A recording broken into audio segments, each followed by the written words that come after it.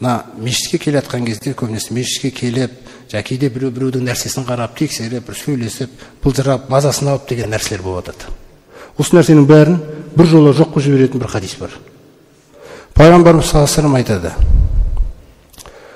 "Иза қома", қараңыздар, "абудун юсолли", құл намазға тұрған кезінде дейді. "Утия бизунубихи", мына нәрсеге қараңыздар, күнәларының бәрі алып келінеді дейді. Қараңыз, біз мешітке келгенде немен келеміз біз?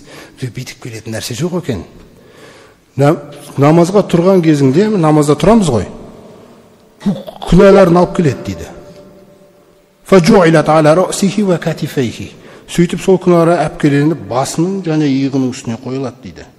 Біз көрмейміз бұны. Пайғамбарымыз саллаллаху алейхи ва саллям айтып отыр. Әркім осылай болады.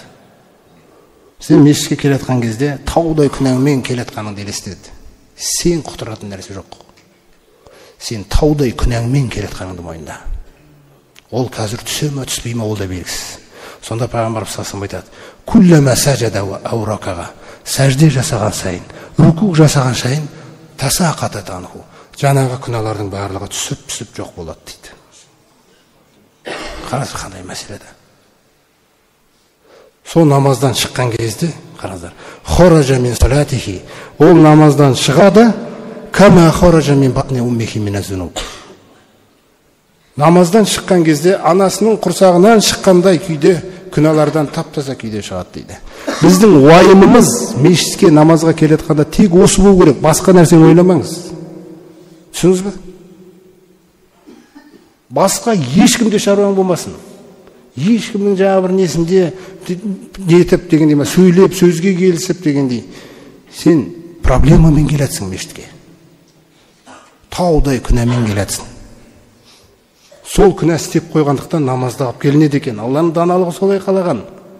Сол намаз арқылы ол өшіріледі сосын. Ал намаз болмаса, альхамдулилля, Алла Тағала біздерге намаз деген ұғымды нәсіп еткенді. Сондықтан намаз, пайғамбарымыз саллаллаху алейхи ва саллям айтқандай, "Ас-салату хойру маудуғин" дейді. Намаз деген, біздің тілмен айтқанда, намаз деген ең жақсы тема. Түсіндіңіздер ме? Бұл деген керемет нәрсе. Міне осы намаз арқылы Раббымыздан әрдайым жәрдем сұрау керекпіз. Молшылықта да адасып кетуден сақтану керек. Таршылықта да қисық мінез көрсетіп қоюдан сақтану керекпіз. Әрдайым осы намаз арқылы біз Раббымызға жүгініп, жаңағы Раббымызға қарай сәждемен, құлшылықпен болуымызда жаңағы әрдайым осы нәрсені уайымдау керек.